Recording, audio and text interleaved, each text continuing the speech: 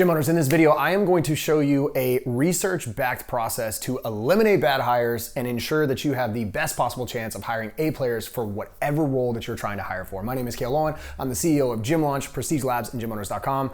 And our entire goal and vision here at Gym Launch is to help gym owners just like you reach more people, change more lives, and build a wildly profitable business. And part of growth is being able to scale your team so that you don't have to be the person that's wearing all the hats, doing everything, so you have more time for the things that you really enjoy, which could be training on the floor, it could be hanging out with your family, could be doing whatever, could be going on vacation. But at the end of the day, we have to be able to attract, hire, train, and onboard great A players. And today, we are just gonna be focusing on the interview process and prepping for the interview. So we're gonna talk about all of those, and we're gonna get right into it. Before we get into what you should be doing, I'm just gonna go ahead and hit some of the common problems and misconceptions that most people have. And by the way, this is what I have struggled with for a really long time. I would sit on a meeting previously with the private equity president, in a sense, and he was giving me some feedback, and he just straight up told me, he's like, you suck at hiring. And I was like, I 100% agree. And it's been a problem that I've had for a long time, and I've made all of these mistakes right here, and I have made the focused intent decision to get way better at hiring. And since doing this, my ability to interview and start to assess talent has dramatically improved.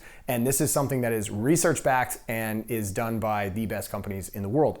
And if it's done by them, we should be doing it within our own small businesses as well. And so some of the problems and the things that most people do is, number one, they do gut hires. And what I mean by that is they go into an interview process and they just are like, you know what, I really like this person. They connect with them on something, like maybe they grew up in that same town, maybe they grew up where that person grew up, maybe you have a favorite sports team, maybe went to the same college, could be anything, maybe you like the same foods. It doesn't matter, but what happens is we start to get biased because we feel some sort of connection. And so we assume that because we have this connection and we like this person, that this person will be a great hire.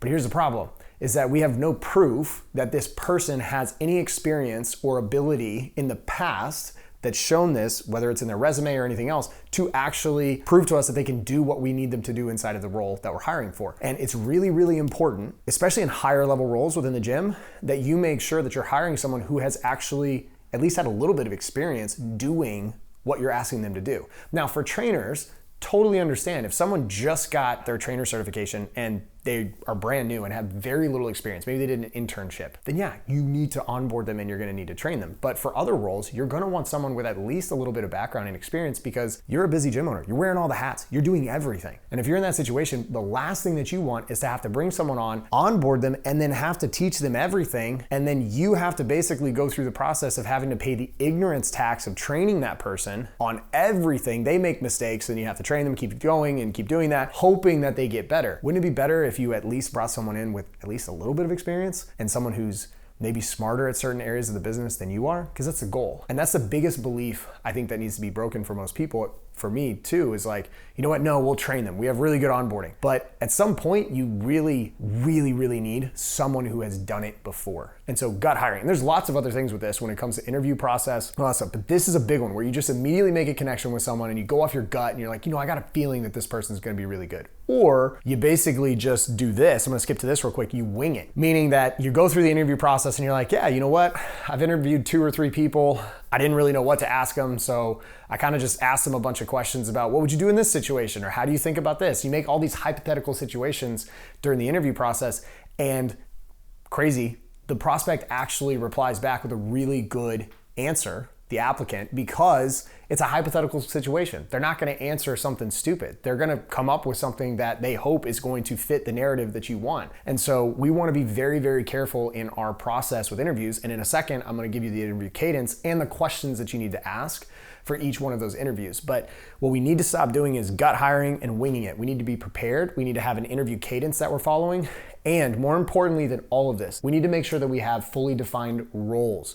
This is a huge problem that I see in all businesses. Having worked with and talked to a bunch of different businesses besides gym owners, having undefined roles is a killer when it comes to actually hiring, because what happens is you go out and you're looking for someone and you don't clearly have expectations of what are the outcomes. What's the point of this role? Like, what does success look like in this role? And I've talked about this before about having like 4 R's documents, but I'm gonna give you kind of a quick breakdown on something a lot simpler. It's gonna be a lot easier for you to do, but really defining the role and what success looks like in both a objective form and a subjective form, right? Because on the objective side, you've got outcomes for that role of like, these things actually have to happen for this role to be successful in order to move the business forward. Then you have subjective stuff, which would be things like, do they have the character, the integrity, the core tenets? Like if you have core values or core tenets like we have, how do they rank in those? And do they need improvement in those competencies? All right. These are the things that we need to stop doing. And in order to stop doing that, I'm going to show you the process that we use here at Gym Launch, and that I think, in my opinion, which isn't just my opinion, actually, it's based on actual research and science, that this is by far one of the best interview processes possible. So now let me show you how we should be doing it. Okay, so here's how you hire A players. There's two major things that are going to happen during the interview process. One, prior to even going out and searching for the role, we need to create a scorecard for the role. So we have to define the role. And this is broken up into 3 areas. First area is going to be the mission of the role. This is a very short 2 to 3 sentence breakdown of what is the actual mission of the role, right? So if it's a trainer, the mission of this role, like the purpose of this role is for this person to provide an exceptional experience for our clients so that they get incredible results and that they stay with us as long as possible to extend the LTV of the clients, right? That can just be the mission of the role. And the goal of that mission statement is that anyone that reads it in the organization or even outside the organization can quickly and easily understand what's the purpose of this role. The next thing that you're gonna do are the outcomes. The outcomes for the role are gonna be anywhere between 3 to 8 measurable, objective outcomes that this role must do in order to be successful. An example for a trainer might be that every session starts on time and ends on time. Could be as simple as that. Another outcome would be that every single member in every single session coached by a trainer is greeted, high five, fist bumped, and greeted by name within 10 seconds of them coming in. It could be another one, which would be if you track churn by coach or by session, it could be that monthly churn stays under X percentage, right? It could be that they get X number of referrals every single month, but you have to be able to track back to it, right? Now, the more advanced the role, the more probably objectives you're gonna have. So like a GM probably has more objectives or like outcomes that they need to actually do than someone who's a trainer. But at the end of the day, every single role should have clear, measurable outcomes, because when you do your one-on-ones,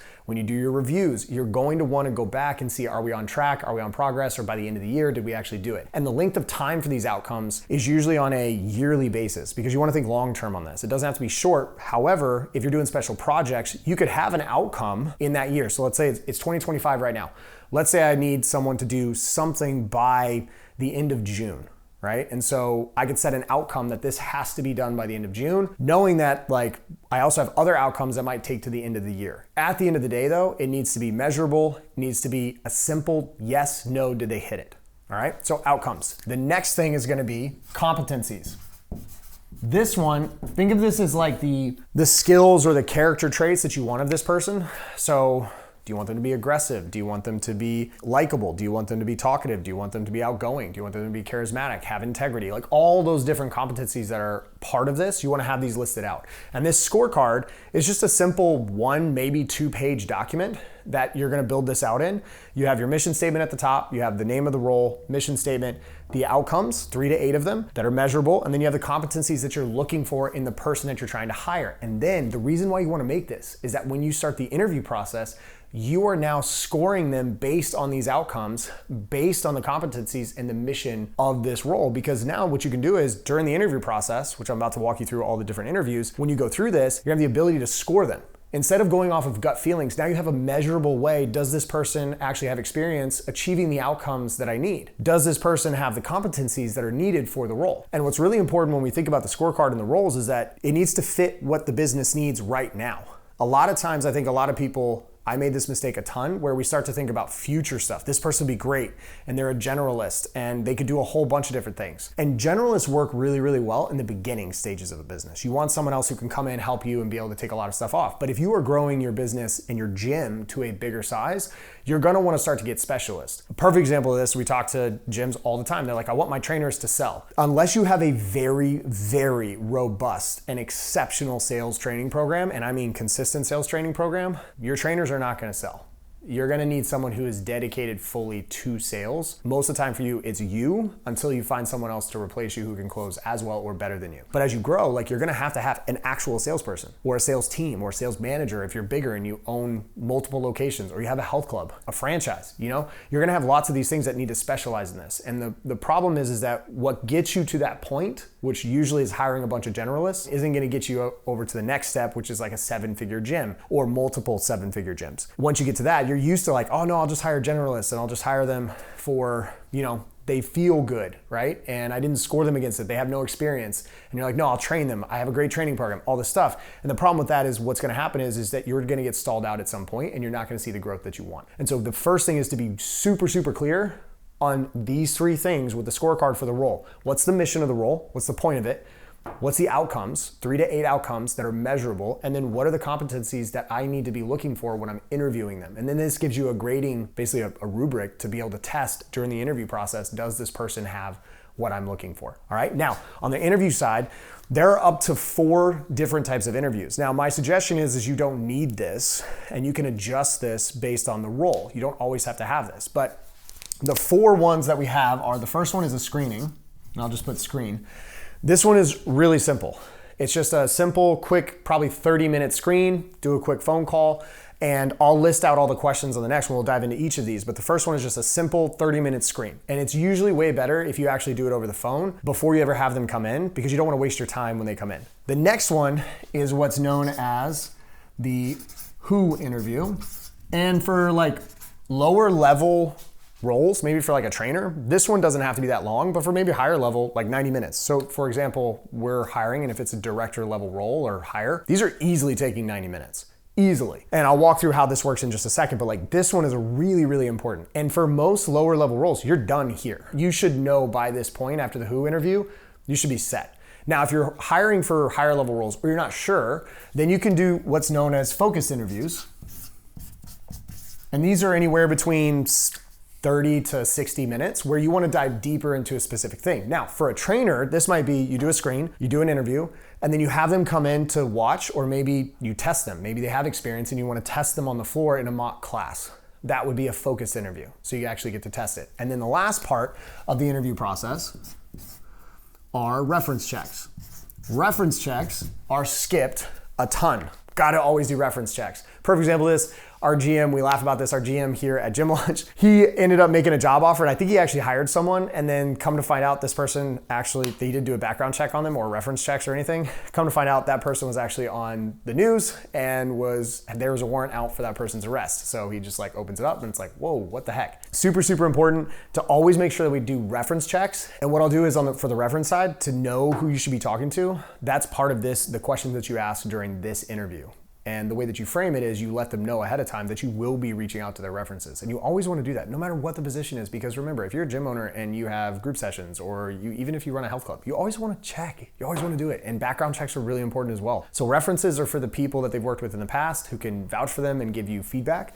And then the other side of it is the background checks to make sure, number one, that you're not hiring a criminal. Or if you have kids in your facility, you definitely need to do background checks on everyone. I thankfully have never had an issue with that, and like we trained athletes, but I've heard some horror stories of other places, and you never want to put yourself in that position. All right, so this is this. Now, what I want to do is what we're going to do, I will show you the questions that you should actually be asking in these 3 interviews. This one is basically just an extension of this. I'll show you the actual questions that you should be asking in these to ensure that you have a legit process. So let's go into the screening call right now. On the first call, the screening call, there's gonna be 4 questions that you're gonna ask, and I'll dive into each of these. There's just 4, just super basic. And here's the thing when you go to interview people, it's very important that you don't just start it off and then just go into, well, how you doing, all this stuff. You just wanna get right to the point. Don't waste any time. Also, try to stay as neutral as possible. Don't get emotional, don't get attached, don't get biased. So stick to the facts, that is it. Now, first one is, what are your career goals? What you're trying to do is figure out, what do they wanna do? Is this just something that they're not that interested in? Are they passionate about fitness? Are they passionate about helping people? Like, what is their ultimate career goals? Where do they want to go? Is this just a stop? Like sometimes it is in the fitness industry, and sometimes that's okay. Like you can have someone for a little bit. Maybe they're just trying to do this for a couple years before they move on. It is what it is. It's not like trainers are out there making $1 million working for someone. If they are, they're doing it on their own. All right, so what are your career goals? The next question you're gonna ask is, what are you really good at professionally, okay? You're asking this because what you want to try to find is anywhere between 5 to 12 examples that they can give you. So it's like, what are you really good at professionally, and can you give me some examples, right? You wanna dive a little bit deeper, real quick, get some really good examples, make sure you're taking notes as you go through this. Then you're gonna ask, okay, cool. So like, what are you not good at, or what do you not like doing professionally, right? That's the stuff that you also wanna know, and you want another 5 to 12 examples. If they can't give you examples, then they are liars. You should not even move them on. If they're honest, they're gonna have stuff that they're not good at. So make sure you're asking that. Then, last question is, who are your last 5 bosses? And also, like, if you look at their resume and they don't have 5 previous stuff and maybe they've never had a job before, like, you can ask them, you know, if they had sports experience or athletic experience or teaching, right? You can then just kind of like, who are the last 5 people that were mentors to you or that you reported to in some form or fashion, right? And how would they rate your performance? This is really key because number one, you're gonna get the name. And whenever you ask them for that, you're gonna ask them literally to spell out their names. I don't care if it's John Smith and you already know how to spell it. You're gonna ask, okay, cool, so John, is it John? Cool, how do you spell it? Is it Smith, Smith? You are going to make them actually spell it out for you, every single name. And then how would they rate your performance? And what you wanna know is like, what's the feedback? Also, are they talking bad about their bosses? Are they just blaming the bosses like previously? And so you're asking these 4 questions, you're trying to get examples, trying to figure out who did they work for in the past. And then what you do is immediately after this, you go back to your scorecard and you look, okay, how do they rank according to the competencies, according to the outcome, the mission? How do they rank? Do they have any experience? Are the weaknesses they said they're not good at, are they manageable? And then the last one, and this is probably one of the most important ones, is am I thrilled and super excited to take this person to the next interview? If you're not, obviously that's a sign. If you're not immediately like, yes, I think this person would be a great culture fit, has the competencies that we need, the weaknesses that they have are manageable. Let's say it's a trainer and you're like, I already have a very robust training program. This person has the competencies, the integrity, the character, the desire, the passion in order to do this. And I think that I'm super excited. I want to take this person on. All right. So always make sure you get that done. All right. Then, because that leads into the next interview in which we have 5 basic questions that we're going to ask. All right. So now on the who interview, there's 5 questions that we're going to ask. Love how I missed an E there, but you know what? It's authentic. So there you go. When you go into the who interview, which is the second interview, and it can be anywhere between 60 minutes to 90 minutes or longer, depending on the role that you're looking for, you are going to go basically in chronological order on their resume from the previous job that they had. And it doesn't even matter like what it was. If they were a bartender, if they were a server, if they were a trainer in the past, if they were a GM somewhere, a salesperson, what you're gonna do is you're gonna start at their very first job, not the nearest, not the one that they're currently in or just left, basically their first job on their resume. For every single one of these jobs, you're gonna ask these 5 questions. The first one, what were you hired to do? The whole point of this is try to figure out and create your own scorecard in your mind of what was the reason that they were hired, what was their goal. Then what happens is with the proudest accomplishments, you're gonna ask the next one, you know, what was the accomplishment you were most proud of? What was your proudest accomplishment? All that stuff. It's a chance for them to brag about what they did. What you wanna do is check up, basically, does it align with what they were hired to do? Like a salesperson, they were hired to come in and close more deals. Well, an increased close rate, an increased cash collected, whatever it might have been, you wanna make sure that their data backs this up. And so this gives you a chance within this, what were you hired to do? You can ask a whole bunch of questions between this. Like, it's not like you just, cool, what were you hired to do? You take the answer and then you move on. Dive deeper into this. Oh, tell me more about that. Oh, that's interesting. Okay, what happened this? Okay, well, great. Okay, now what happened here? Just keep asking questions. Then, proudest accomplishment, ask them about it. Now, ask them for data. A lot of times people just give you feelings. Try to get some data around it, especially for like a higher level position where they were managing people, managing growth, managing a business, sales, you name it. Then you ask them, you know, what were some low points? Number 1, if they can't give you a proudest accomplishment, that's a problem. That means they didn't actually accomplish anything. 2, low point, or number 3, the low point. If they don't have a low point, they're a liar. There's low points in every job. I don't care how much you like it. You probably are watching this and you're a gym owner and you love what you do, or maybe you're a business owner and you love what you do. But that doesn't mean that every day is incredible and that you don't have low points. Of course you have low points. And if they don't have any, huge red flag. When you dig into those low points, you wanna dig hard. You wanna dig into what was the reason, what'd you do about it? Like, give me some examples. Great, keep pushing. If you don't get low points, don't even move on. Just be like, okay, great, this is great, fantastic, appreciate it, move on. Number 4, who did you work with? This goes back to kind of the 5 bosses, but at those jobs, you wanna ask specifically who did you work with? Same thing. There's a follow-up question to this though. Who did you work with? And then what will they say about you? And the way I usually like to frame it is like, cool, what is something that they would say you were really good at. What were your strengths? And then I would ask, okay, after they give me that, then it's like, great. What do you think they would say when we talk to them? And you say this, like, what will they say, or what do you think they'll say when we talk to them about basically your weaknesses? What were your weaknesses there? What would they tell us? And what you're doing is you're planting in their brain already that you will be following up with that person and you will be doing your reference checks. So always make sure you frame it that way. And then the last one, why did you leave the job? This gives you a good chance to know if they were pulled to a new position, like recruited or pulled up into something, and maybe it's a different position within a company, or were they just let go and fired? And then also, if they were let go and fired, was it a layoff or was it for performance? What was it? Right? You can find out a ton of information on here. But asking these questions for every single job has totally transformed the way that I think about interviewing. And the reason why is because I used to not even look at their resumes. I used to just be like, all right, whatever. And I would just go off my gut and give them hypothetical situations of like, if you were in this situation, what would you do? Or I'm facing this problem, how would you solve it? And while those aren't terrible questions, like how would you solve this?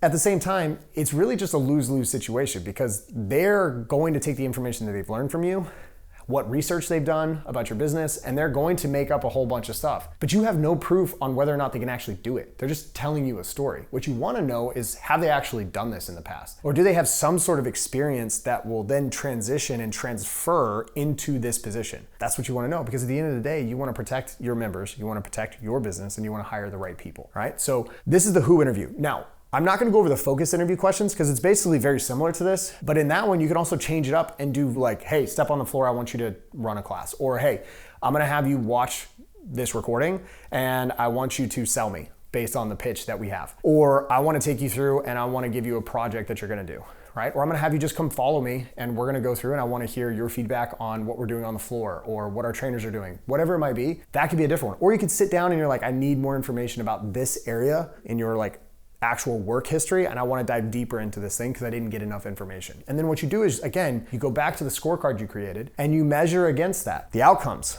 Do they have proof in past experiences that they can do what you want them to do?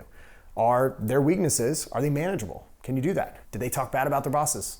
Did they talk bad about the teams that they were with? Because I guarantee you, if there's a common theme there around who did you work with, and the low points were bosses, team was terrible, they sucked, and they just have a common theme, guess what? You're gonna be the next one, because they're just gonna complain about you. You're not a hero, because they're the problem, and they're just gonna continue on working for you, and they're gonna then go to the next role, and they're gonna say you were the problem. And so you really wanna check this also against the competencies, integrity, character. What are the things that you need to see in this role? The character traits, the core values, all that stuff that's going to actually help this person succeed. And do they have that? And so you're always measuring against that scorecard, all right? So this is the second one. We're gonna skip the focus interview, and now what we're gonna do is final one, which would just be the reference checks. Because a lot of times on reference checks, we just call people and we're just like, cool, just calling about this person. Are they lying about themselves?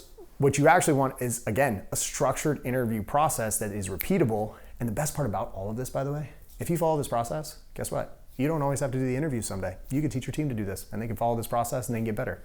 And they can watch you, they can sit in, and they can make sure that now they can take that off your hands so that you don't always have to do that. And now you have a scorecard, you have a way to measure against different things. And so this helps a ton.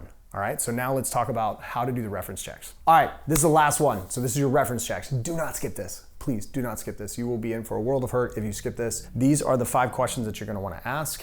And this one is gonna be anywhere between 15 to 30 minutes long, just a quick phone call. When you do your reference checks, the first question that you're gonna do is, in what context did you work with this person? Kind of looks like a P there, but it's did, right? In what context did you work with this person? This is kind of a conversation starter just to understand, what was the relationship like? Were they reporting to them? Were they a coworker? Did they report to the person that you're interviewing? This gives you a good idea. The second one is, like, what were their biggest strengths, right? When they worked with them.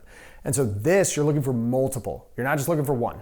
You're looking for multiple strengths that they had. They were competent in certain areas, and you want that to match the competencies that you're looking for. And if you were going for a higher level, you want the outcomes and the things that you're looking for in the current role to match their biggest strengths. Areas of improvements, like what were the biggest areas of improvement back then? Please always make sure that you use back then, because you don't want to put someone in the position of like, I don't know if they're this way still, they might have improved it, but back then, you just want to go ahead and give them the permission to give you feedback on how they were back then. And so you're just going to ask, what were the biggest areas of improvement back then? And you want to hear what they said.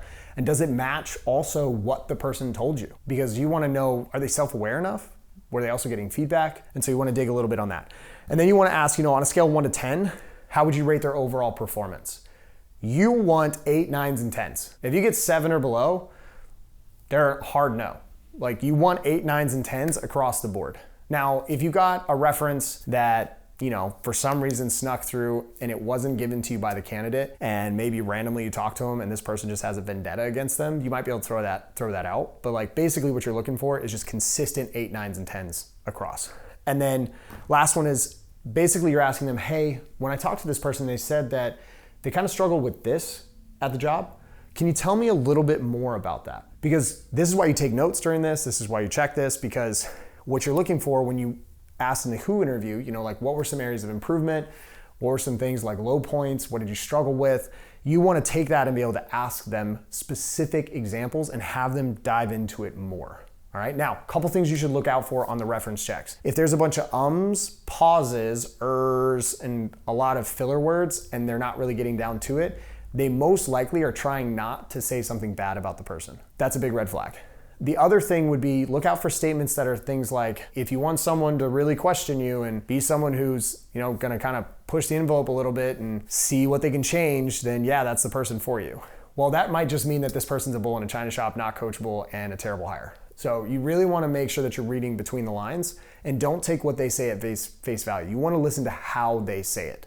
Because if you hire this person, these people are you. It's your future self. And so you're getting that person. And the best predictor of future success is previous experience. And so what's their previous track record? You want to check that, and you want to ensure that they align with, again, the mission, the outcome, and the competencies that you have for the role. This is a very quick crash course on like how to interview. This might be high level for some of you. Hopefully you got some value from this. This is what we implement here at Gym Launch across all of our entities. This is what we use for executive hiring all the way down to frontline staff. And if I had had this in my gym, I wish I would have done this. I would have made better hires. I would have eliminated bad hires. I would have hired A players, or at least given me the best chance possible to hire A players. And that's my goal right now, is to provide you with this type of information that I think would benefit you massively. And so if you are a gym owner that's looking to scale, grow your team, my suggestion is to use this framework to make better hires so that you can eliminate the bad ones, save yourself a ton of headache, a ton of money, a ton of wasted time, so that you can go out and scale your business so you can reach more people, change more lives, and build a wildly profitable business. If you like this type of information, go ahead, hit the like, subscribe button down below. We have a link down below also to our school group.